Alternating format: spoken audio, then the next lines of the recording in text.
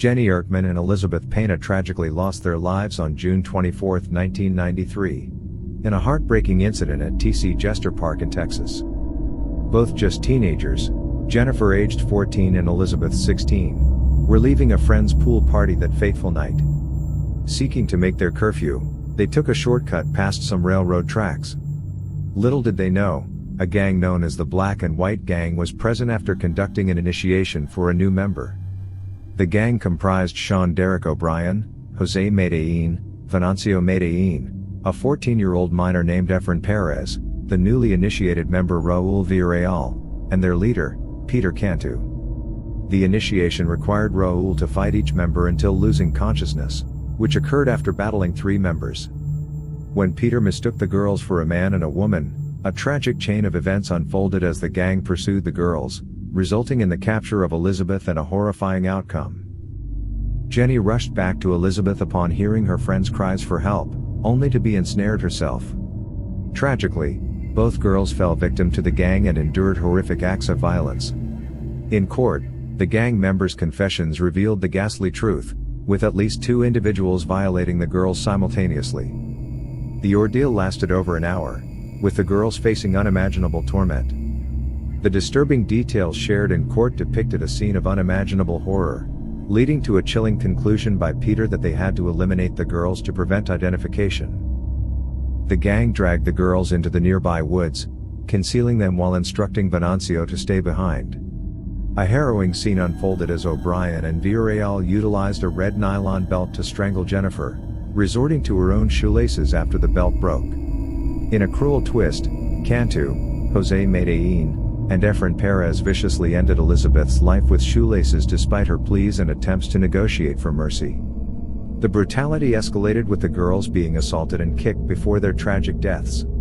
Jose, Medellin, Perez, and Cantu went back to Cantu's place, where he lived with his brother, Joe Cantu, and his 16-year-old sister-in-law, Christine Cantu. Christine asked Villarreal why he was bleeding and Perez why he had blood on his shirt. Medellin casually replied that they had fun and that the details would be on the news.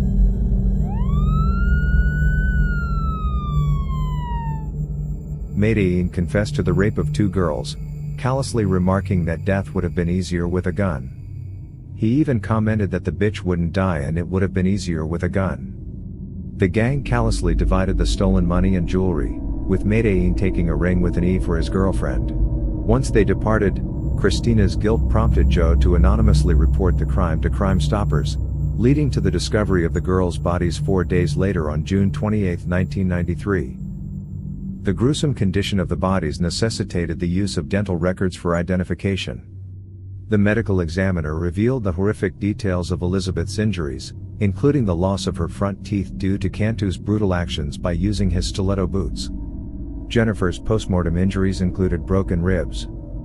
Randy Ertman's anguish was heightened as he received news of the discovery of the bodies while preparing for an interview about his missing daughter.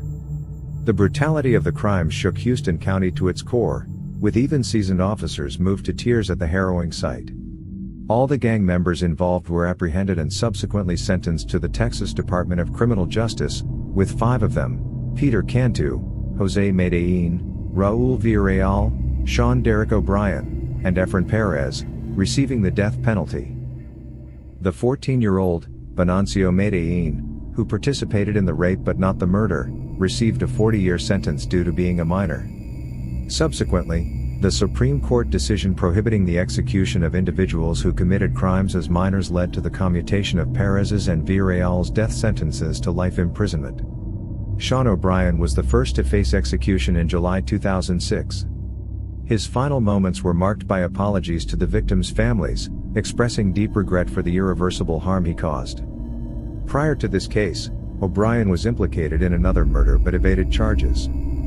The body of Patricia Lopez, 27, was discovered in a Houston park, shedding light on additional criminal actions linked to O'Brien. Patricia Lopez's tragic fate involved being raped, disemboweled, and having her throat slit, with evidence implicating O'Brien in the horrific crime. Cantu's association with this murder further underscored the extent of the gang's atrocities. Jose Medellin, executed in 2008, sought recourse based on his Mexican heritage, arguing for consular assistance that could have impacted his defense. The international dimensions of Medellin's case stirred controversy, highlighting legal oversights and ensuring fair proceedings. Despite the family's support for Medellin's execution, his final words expressed regret and a plea for forgiveness. Peter Cantu, the gang leader, met his end in 2010 without offering any words of remorse or apology before his execution. The heinous nature of this case sparked significant policy changes in Texas. Judge Bill Harmon allowed a rare direct interaction between Jennifer's father, Randy Ertman, and Cantu, a departure from standard court procedures. Furthermore, the case influenced a crucial amendment regarding the witnessing of executions in Texas law. The impact was profound, enabling family members of victims to witness the final moments of their loved ones' perpetrators.